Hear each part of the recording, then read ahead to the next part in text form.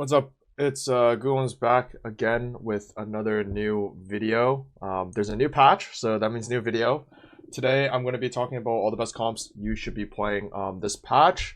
This is going to generally just cover the forecast comps just because after the patch, forecast comps are a lot more playable. Obviously last patch, Syndra and reroll in general was just a lot more dominant. Even right now, I would say like reroll is pretty dominant, but a lot of them are gated behind like specific augments such as like hero augments that might buff like 1 or 2 costs in a certain way that makes them really strong, or the gated by other people like playing them. You can't have like too many people playing them, and pretty much I just find that there's a lot of ways to play around forecast right now, and this is generally what people consider to be like standard gameplay. So this is definitely like kind of what people are I find to be the most interested in. And given that like there is a decent amount of variety in the ways you can play the forecast right now, I just felt like it would make sense to make this video. For those of you guys who don't know, I'm still running a Twitter giveaway on ChibiMF. If you guys want to hear more about that, just wait until the end of the video. Otherwise, if you guys enjoyed the content, please leave a like, leave a subscribe, comment down below on what you would like to see. And yeah, other than that, let's just get into the video. So the very first comp I have is just playing around mostly just like vertical frost. So something to know about a lot of these comps in the video today is that there's going to be a lot of comps that like if you have an augment such as like frost +1 or portal crest, like certain kind of like trait specific augments, you can actually enable these comps a lot better. That being said, a lot of them are playable without specific augments, but the augments do kind of like push its power to another level. And that's going to be true whether or not you get the augment on 2-1, which obviously will give you a ton of direction, but also it will be true like if you get on 3-2 or 4-2, that kind of just like boost the overall power level of your comp without you, say you're like already in the line and then you continue to push towards that line just because you got an augment for it, and it's going to overall kind of just boost your power. So the first one we have is just play mostly like vertical frost. But I put Varus and Nasus in here because it's like generally the best way to play it. Most of the time, like you do kind of need a Frost Emblem to play this. You put it on Varus, but I just figured I'd put like the standard Varus items on Varus to make it like easier to look at. Red buff obviously is also really good. But yeah, for the most part, this is going to be play around like just 7 Frost. And your early game, it's going to be pretty simple, right? Like most of the time, you're just going to be playing like Frost and AD in the early game. So normally that's going to look like Twitch, Warwick, +1, say like Zillion, and then normally it's like a Nomsy carry. Nomsy just holding your items, or it's like another Vanguard, say Blitzcrank, and this is just your early game. And then if say I'm building, like 80 items on Twitch, then most of the time I'm going to end up in an 80 comp, which is the best backline holder to kind of transition from. This is going to be either Varus or Kalista. Obviously, this is going to be kind of like the Frost variant of it, right? Like, so most of the time when you're playing this, as I said previously, you're going to be playing around a lot of Frost in the early and mid game. So it's going to be really easy kind of just continue along that path and get into this comp. But otherwise, like you will see like there is going to be another comp I'm going to talk about that you can use your AD items. But yeah, this is pretty simple. This is generally a comp you want to be playing when you have a lot of swords, when you have the opener for it. But for the most part, this really is, once again, just going to be kind of like somewhat reliant on this Frost Emblem, but it's not going to be like that serious just because, as it turns out, Olaf is going to be pretty strong anyway. And the thing is, you can actually hit 7 Frost without the emblem so long as you hit a Diana. That being said, like obviously Diana's a 5 cost, right? So it's not always going to be like that easy to kind of just find a Diana as soon as you hit level 8. But for the most part, I'd say like this right here, these 5 units are going to be your level 8 core. And then you're just going to have to put in like any random unit that you care about. So most of the time people are going to be putting in, say you don't have this Frost Emblem, people are going to be putting in a Hunter. So like that could be anyone, but like most of the time it's going to be Twitch, and you're going to end up in 4 Frost, and then you're going to end up in 5 Frost by putting in like 1 extra Frost unit, and Diana's going to be, right there to really kind of give you that, assuming you can hit it on 8. And then your last unit is, it doesn't really matter who you can play. Generally speaking, I think the most common one to play is Shen, assuming you have a Diana, just because it gives 2 traits. As you can see, this is like perfect synergies. But 5 Frost, if you actually read the trait, is not actually all that strong. The jump between 5 Frost and 7 Frost actually is really, really big, which is once again why that Frost Emblem ends up being pretty important. But this comp is pretty strong even without it, just because you're playing around like a lot of strong forecasts, such as Nasus, Olaf, and Varus. And obviously, a lot of tank items are going to be ending up on Nasus, Stoneplate, Warmogs, all the basic stuff, that you're used to seeing. Even Shroud ends up being really good because you won't always have a Lost Whisper. And obviously, since your primary damage is going to be played around AD, then without a Lost Whisper, then you're going to need some sort of that Armor Shred somewhere. And because Nasus is as tanky as he is, it is pretty easy to get Armor Shred on him. And obviously in this case, then there's a lot of reliability, just because even if you do have Lost Whisper on, say, your Varus, then it's not always going to be applying that loss of spirit to the same unit that your Olaf is hitting, right? So in those cases, having an even shot just ends up being slightly more consistent. Obviously, you are prone to having, say your Nasus die, and if the enemy still has like a big tank left over, then it's going to be really tough to kind of like break through that. The important part about this comp is just to think about resets. So both Frost and Hunter, both of Olaf traits, are really dependent on kind of getting that first kill to get your ball rolling. And so if you're like playing this comp and you have like pretty much more time, or like you just have like the time to scout and like pay attention to your lobby, it is really important to try to like angle both of your main damage units towards like a weak unit on the enemy team. So in that case, it's just like more important to kind of like look at the enemy team and like see like what other weak units they're playing. So say they're playing a front line full of vanguards, but they have like a Blitzcrank unitemized, say a Synergy bot kind of just like off on the left or right, then it's important to put make sure your Olaf and Varus are hitting it first, just to get that first reset for both Frost, Olaf's ability, and then also Hunter. And that really just that's like a really important part to this comp that like I guess people don't really think about that much, especially at lower elos. And like sometimes like like the first unit you hit is just like someone's like super tank, say Wukong 3 with 3 items, right? Then you're not going to get any resets. This comp looks really bad, and then you'll be like, okay, why does this comp suck? Well, pretty much this comp is really reliant on that first kill, so just kind of like keep that in mind when you are playing this. With that said, it is going to struggle into comps that are building a super tank, right? So say a solo frontline Nasus 2, or like a Wukong 3, as I previously mentioned, a Vex 3. These are like the most common kind of like super tanks you're going to see. And if you just pretty much like run into those, it's going to be a little bit of a struggle. There is a little bit of attack you could do with Varus. So if you put him in the second row, then he has the ability to ult backline. The way Varus works is he's ulting. His ult fires big AoE ability towards the largest clump within his attack range. So if you put him in the second row, within his attack range +1, if you put him in this second or third row, what happens is that if there's a big clump in the enemy backline, you have a chance of killing it all. Generally speaking, in those cases, you're gonna want something like I don't know, like some build that looks something like this, just because like a build like this will immediately one-shot their whole backline if they're clumped. This is kind of like your way around people playing a solo frontline tank, just because like assuming they're playing like say a Wukong 3, then they're gonna have like 3 or 4 backliners at least. It's really hard to declump all of them because obviously they're trying to solo frontline their tank, and in those cases, Varus will blow up the entire backline and probably win you the fight. For the most part, I think it's still slightly better to put Varus in the backline, but it is like important to like consider when you want to be putting this Varus into the third row to try to ult their backline. It's not the most consistent thing in the world, obviously. Like there's no guarantee that their entire backline will be clumped in a way that allows Varus to one-shot all of them. Even if you have like say this Varus build, there's no guarantee that your Varus will absolutely one-shot all of them. There's no other damage on the team that really kind of like spreads to the backline. Hui is not the most consistent. Obviously Twitch is not that much. There's no Karma on the team, there's no Nami on the team, there's no Ryze on the team that really kind of like does the extra damage to finish off those low health units when Varus can't finish them off. But at the end of the day, we just kind of have to play towards what gives us the best chance of winning a particular fight or a particular matchup, right? So yeah, I mean, that's the way around playing this comp, but there's not too, this is a really easy comp to play, I'd say, for the most part. You are just pretty much looking for this board, and then late game, you're just stacking Diana with generic AP frontline items. So we've seen these all before, but like, these are like Solace items if you guys played in the last set, but any AP bruiser, you are going to see like play around like items like these. Crown Guard's probably her single best item. BT's not all that necessary, but it's obviously fantastic on her. She can go infinite if you get her 2-starred. You don't even need Bastion. Bastion ends up not being all that important. So it's like, say we're playing Summon Frost instead on 9. Obviously, this doesn't require level 9 to fit, but Warwick and I don't actually know who the last one I'm missing is. It is like, there is a way to get Summon Frost into your board without a spat.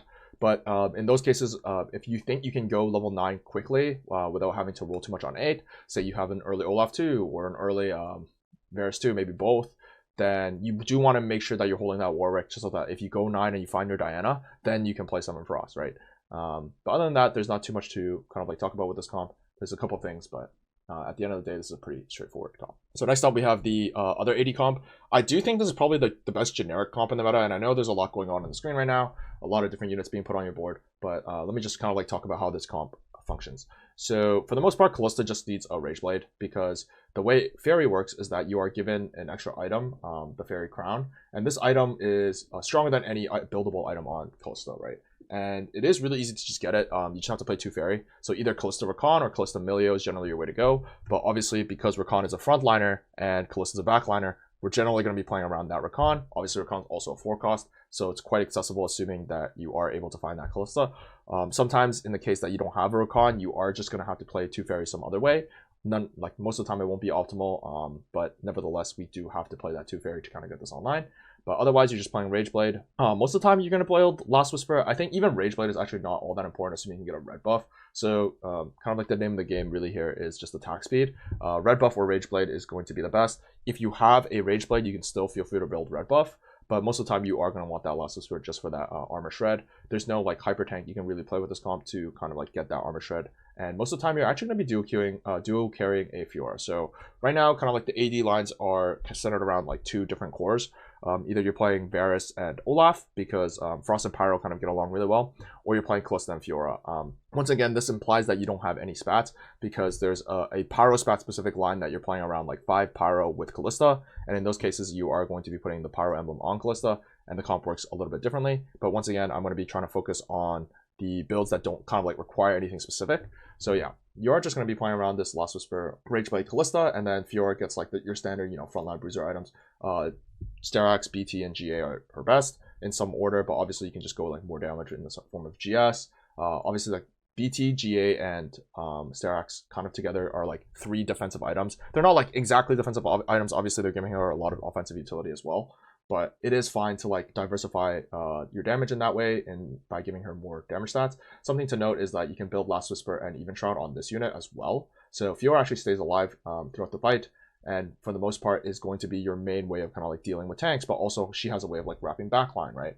So, going Last Whisper and Even Shroud on her is actually perfectly acceptable. Most people are like reluctant to put Even Shroud on her just because they think they can find a better item, but as it turns out that Even Shroud actually is just quite good on her. The stats are quite valuable just because Fiora ends up being like a pseudo tank anyway. Obviously, that said, it's still perfectly acceptable to put a Even Shroud on one of your main tanks, say a Nasus or a Rakan, and build out your Fiora with the aforementioned damage items as well. So yeah, the reason why I have kind of like so much garbage on the screen is because there's like 2 sets of like packages you can play with it. Most of the time, you are still playing around Fiora and Akali. So Akali obviously has the multi-striker trait. Once you have this, Akali, Hecarim, Shen is generally like the cheapest core. Like this is like a core you'll have kind of in your early and mid game as well. So kind of like the bottom version is like the lower cap version, I would say, just because it doesn't play around Chrono and Camille. As you get into late game, you're going to want to switch out some of these for late game units anyway. You can drop Shen for Diana. Still gives you Bastion. You lose Pyro, but that's a-okay. If you're not playing Fiora, then you want to get a Chrono online. Obviously, Camille is a Chrono multi-striker. She actually doesn't use multi-striker all that well, but she is a Chrono, and Chrono is a really strong kind of splash rate you can get. So this is like a really strong way of kind of getting that online. But for the most part, you are just going to be playing around kind of this early core, and then as you get to 9, you can upgrade your team with a bunch of 5 costs. You are playing Nasus again in this comp, in the upper version. Sometimes you're just playing a Jax too. Like this is fine. Most of the time, the reason why I don't love playing Nasus in this board more than I like playing Tahm Kench is just because Nasus is a unit that kind of like gets a lot of value from itemizing him, whereas something like a Tahm Kench doesn't. So Tahm Kench, obviously you're just playing it for Arcana, but Tahm Kench ults once, dies, and doesn't provide any frontline. Like that's perfectly acceptable because your frontline is very much like pseudo frontline in the form of preservers, in the form of Fiora kind of like zipping around, dropping aggro, healing up, all that fun stuff. But yeah, I think the bottom version of this comp is like going to be the comp that you play more often. But if you do hit that early Camille on level 8, or you have a Jax 2 for mid game, then you could definitely be playing around kind of like this top version a little bit more. 5 multi-striker you kind of can play, but it's not that good. It's just like sometimes you actually have all the units already, so it's like fine to play them. So in this case, like let's say you just played like these 5 units plus Rakan plus like most of the time you are playing preservers, which is why it's like kind of weird to play both Camille and Jax because you're getting Chrono anyway, assuming you play Zillion. So it's a little bit strange. In those cases, you probably aren't playing Fiora. But this comp doesn't actually require any spats, right? So you're like, getting multi-striker spat doesn't really make you any stronger, right? Like putting multi-striker spat on Fiora doesn't actually make Fiora all that much stronger just because she doesn't really use attack speed all that well as a stat. She's really just like an AD unit that, really is just using AD items, which is why, all these items are going to be good on her, but like something like a Rageblade is actually really quite bad on Fiora, right? But that's okay because obviously Kalista is using a lot of our bows, so that's not really a problem that we're running into all too often. But yeah, this comp is pretty straightforward, I think. In terms of like, if you guys wanted to default kind of like standard tempo play, kind of like just, jam levels, go level 8, accumulate a lot of gold, and just play like an AD line, these two are really comfortable to play. Like, they're really straightforward. You'll notice like rank 1 right now, Setsuko loves playing around this playstyle where he's just like slamming AD items because AD items tend to be some of the stronger ones in the early game. And they just play towards Kalista or Varus, depending on which one they hit, depending on which one's less contested. And there's going to be a lot of success like found through that. And then obviously late game you're capping around like Smolder in the case of Varus. You can just sell Varus for Smolder. In this case, you're capping around like Diana, Camille, some of these like really strong late game units, Morgana as well. Obviously, Nico and Nasus can come out at any time, especially if you don't have Nasus 2. And even if you do have Nasus 2, then you can actually just take out Nico for Morgana 1-1. You lose Shapeshifter, but if you don't have items on Nasus, it's not that big of a deal, right? So there's a lot of ways to cap out around this comp. And in some cases, you have Arcana, so right, like maybe we get Xerath online, and then it's a Xerath 2, and I don't know, maybe randomly pick up some items in the late game for him, either off carousels or, you know, there's no counters anymore, but like sometimes portals will give you certain resources, different kind of like spots in your games. I mean, charms will give you certain resources that allow you to play this Xerath in a way to cap out your board, but you do need a lot of frontline to support that. So in those cases, you know, sometimes you're playing around like a Morg 2 or Diana 2, right? Like there are a lot of ways to cap around these boards that are also pretty straightforward, assuming you can actually make it to 9. But once again, like kind of the main allure of these comps is the fact that they're really just like straightforward to play from early on in the game. You just play the same units like roughly every single game, and then like your early game kind of like goes the same way. You're just building AD items, and then you just find yourself into one of these comps depending on which one you hit. So next up, we have like 2 versions of a Ryze build. Ryze got a pretty substantial buff in the previous patch, or sorry, in the most recent patch, that made him like a lot more enticing. I actually personally don't like Ryze all that much, but there are a lot of players in high elos that are, you know, very much Ryze believers. So obviously, you know, it'd be remiss if I didn't kind of like speak about it. I think this comp is like pretty standard stuff. Like this is like the 8 portal version. I think most of the time this is going to be played with the +1, a portal crest, either 2-1, 3-2, or 4-2. Portal crown, obviously. Portal's also a makeable spat with spat and rod. That being said, this comp is a little bit hard to kind of like make spat rod just because obviously Ryze is your AP carry, AP, you know, main carry, AP unit. You can't really use rods all willy-nilly like that. That being said, like, you know, pretty standard stuff. If you do have a portal crest, most of the time you're taking out Jace for Vex on level 8. This is going to be your level 8. Well, there'll be a portal spat here. You get 3 mage, assuming you have Nora. Obviously, until you have Nora, you're playing around Jace plus like someone else. Sometimes it can be like Nasus. So if you have a portal crest, like imagine this. Same idea. Obviously, any Bastion will work as well. Diana is a really, really popular one for obvious reasons. She gives Bastion, she's one of the strongest units in the game. And she really makes use of that portal shield, which is the only thing that the portal spat actually gives, the 700 shield. Yeah, but this is a pretty basic comp. You are just slamming like around AP items. Most of the time your early game is going to be played around Zoe. So like most of the time it's going to look like Shojin, Nashers, which will all end up on Ryze eventually. But there's a lot of like kind of misconceptions about like what people think Ryze should be itemized with. I've seen a lot of Rage Blades, a lot of Shojin. As it turns out, neither of these items are actually good on him. To be honest, if you actually read his ability, it's really difficult to understand why people would think Rageblade and Shojin are good on Ryze, just because Skull is already kind of giving him the mana he needs, so like Shojin relative power goes down. If you read the amount of attack speed he requires per percent damage increase in his spell through Rageblade, it's a really, really bad conversion. I believe it's 40% per 40% attack speed, which is like 8 stacks of Rageblade to, I think it's like 5% of his damage. Very, very low amounts. Like you're not waiting 8 Rageblade stacks to get 5% extra damage when Death Cap just gives you 70% damage, right? Like, it doesn't make that much sense to be building Rageblade on him. I don't know. The match just doesn't really check out at all. Don't really like how people are like suggesting people build Rageblade on Ryze. It doesn't do anything on him, really. That being said, if you have Rageblade in the early game because it's a strong early game slam and you need to put it on Ryze, like, so be it. But it's not something you should be like, okay, I have a bow or I have a rod. Let me go for a Rageblade because I want to play Ryze, right? That's not how it works. You want to be building like AP and anti-heal on him. Most of his like true best in slot is probably red buff death cap +1. There's a bug with Shiv right now. Like, I would immediately recommend Shiv. Like, Shiv is like pretty clearly obviously his best item, but there's a bug with Shiv right now that makes it so that if you put it on Ryze, like, he shivs your own team, which I like. Some people have suggested that it's visual, but to my understanding it's actually not visual. That being said, once again, is that Shiv is still good on Ryze, even despite the fact that it's shiving your own team for whatever reason. So feel free to build Shiv on your Ryze, but you know, in most cases you're putting the Shiv on someone else. Nora's a really good candidate for putting your Shiv on, just because obviously she's using stats really, really well. She's a 5 cost as well. But yeah, I mean, like aside from this, like, you probably just go like a second like pure damage item, Death Cap, Archangel's Jewel Gauntlet's pretty bad in general, but like even Jewel Gauntlet's like acceptable. Guard Breaker. But yeah, just like try not to, you know, prioritize that Shojin Rageblade Ryze. I've seen it a little bit too much. I do want to kind of like put a stop to it, just because I notice a lot of people are kind of making that mistake. Definitely worth talking about, but pretty much I understand the reason why it's built, but you know, if you want your Ryze to kind of like go that extra mile, it's better to not build it more often than it is to build it. Yeah, this is a really straightforward comp. Like, this is even more straightforward than the last two comps, just because this is a pure vertical comp. Like, you are playing Portal the entire game. You open with 3 Portal. Your mid game likely is 6 Portal. And then your late game is 8 Portal, right? You know, like, there's not too much nuance to kind of like playing this comp. You are just going to build like your tank items on Tarek. You roll down on 8, hit your 8 Portal. If you don't have Yuumi, there's going to be like, once again, I'm going to be talking about a different Ryze build that you can kind of like look towards if you don't have a Portal. But like, yeah, this is about as straightforward it gets. Standard AP line. Ryze is probably the best AP item holder forecast right now. There's going to be a little bit of caveat about to that, but you know, let me just get into it when we get there, which is going to be Ahri. So this is the 4 Bastion 4 Scholar comp. Obviously Diana is a 5 cost, Milio is a 5 cost. Neither of these are actually necessary. We can just play a Bard for Milio, and instead of that, we can just play, I don't know, random Bastion, I believe. Doesn't really matter. Like, Nunu is the highest cost, but like realistically, if you want to put like this in for Witchcraft, it's also perfectly reasonable. So when do you play this comp, and like how does this comp actually like work? So one, the best unit in the entire game right now is Ahri, which is a 2 cost, which is kind of like weird. We're talking about 4 cost comps. We're talking about like going level 8 and pushing level 9 to kind of cap out your board. But the best way to get there is going to be like Ahri 2, or sometimes like people obviously reroll Ahri 3.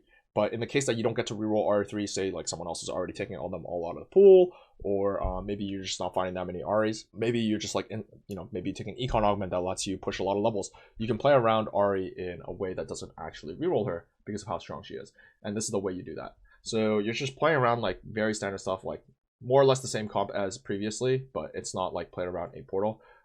It's like this. A couple tips for this comp is that you position Ahri in a way that kind of like resembles this, so either this way or I believe this way. And the reason for this is like, so if we imagine a fight starting, right, and like the enemy has some units in their front line, and let's just say it's like 3 Jaxes or 3 Jaces or whatever. And the way it works is that a lot of units will kind of like pad in a way that like it arranges itself like this. Ahri will be targeting Jax at the start of the fight, right? And then Ahri ults Jax, and in ulting Jax, it hits Nunu and Jace as well. And the thing is, like, you do have to have like some units here anchoring one side of your main tank, just like controls the way other units around here move. So like if we imagine a world where like say Jax dies, right, then who's the next unit you target? Nunu, right?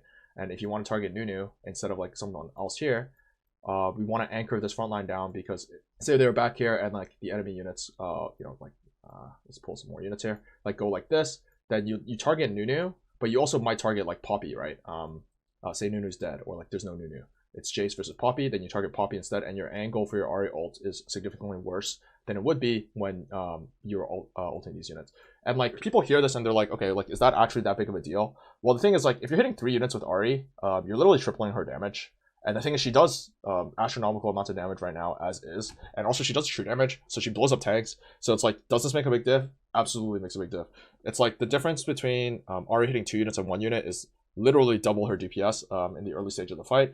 And early stages of the fight is where like damage, or like pretty much that's the most impactful stage of the fight, right? So if you kind of like get this positioning down, obviously it works in both ways. So if you can like visualize the same idea being applied here, it works both ways. You just kind of like default this positioning. It's like not the biggest deal in the world to like micro it too much. Obviously dependent on your opponent, it is going to be better to be like one way versus the other, but for the most part it's like not all that important to micro it. Just as long as you have kind of this orientation set up, you're going to be well on your way. And yeah, like this comp also once again doesn't have that much nuance, right? Like you're pretty much just playing around this comp when you have a Zoe early game. So your Zoe early game kind of looks like Zoe, Poppy, Lilia, and Lilia, and then you play Ahri as soon as you get her. So this is your like level 4 comp, and then as you scale in, you put in more Bastions, more Scholars, and once you get to level 8, you put in 4 Bastion, 4 Scholar. You get to level 9, you put in like a Xerath.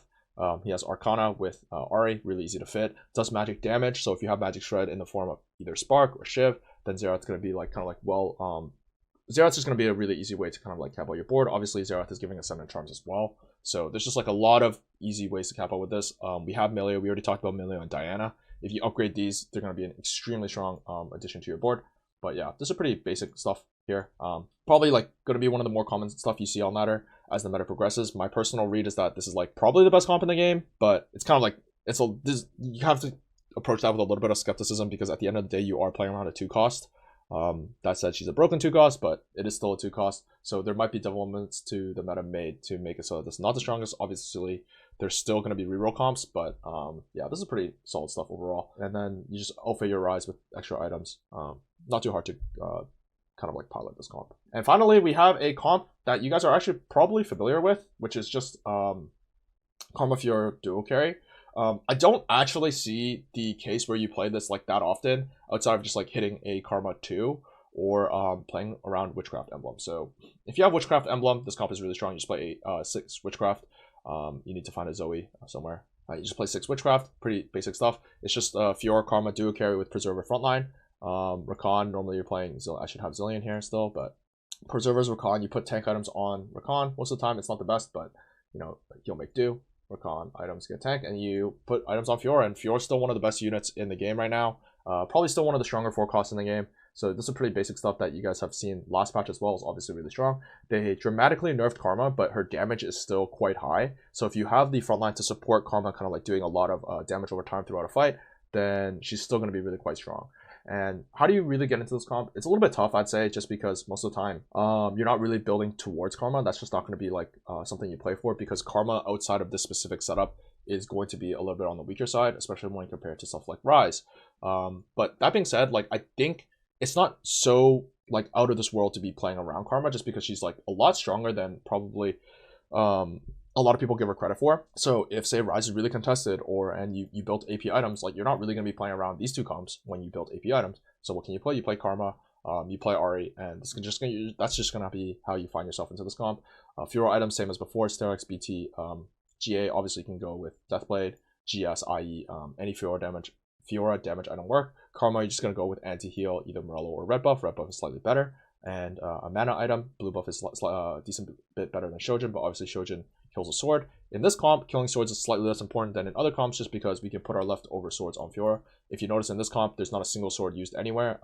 Actually, I took the items off of Ahri, but there's not a single sword used anywhere, so you're going to have a hard time finding places to use your swords. You're going to end up just making a Shojin most likely, and it's going to end up on Emilio, but for the most part, like, AP comps don't really use swords that well. This comp, there's an exception to that, right? Because we're playing around Fiora, we can use all those swords really, really well. And yeah, I mean, it's pretty standard stuff. Like, you guys have already seen this for sure before, I'm sure, if you guys actually played the previous patch. It's a decent bit weaker, but it's certainly not unplayable. And if you do get that Witchcraft emblem, you can kind of like boost this comp to kind of like the high tiers levels of strength. And yeah, that's the video on standard, level 8 4-cost comps. I will be making a video on reroll coming out soon, and hopefully I'll be able to talk about some of the different augments you take as well. I want to make a video about hero augments and maybe like certain item combinations you guys should be looking out for. But yeah, other than that, that's the video. I did talk about the giveaway at the start of the video, but yeah, all you guys really have to do is just head over to my Twitter, like and retweet that post. That's gonna be one way you can win a GBMF, and then the other way is you just leave a comment down below. Try to leave an interesting comment, maybe like something you guys would like to see. Maybe, I don't know, you can recount a story you guys had.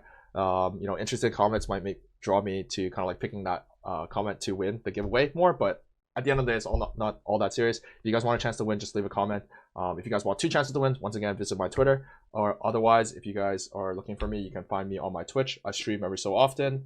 And yeah, this is the video, and if you guys like it, just subscribe, leave a like, and until next time, I'm out.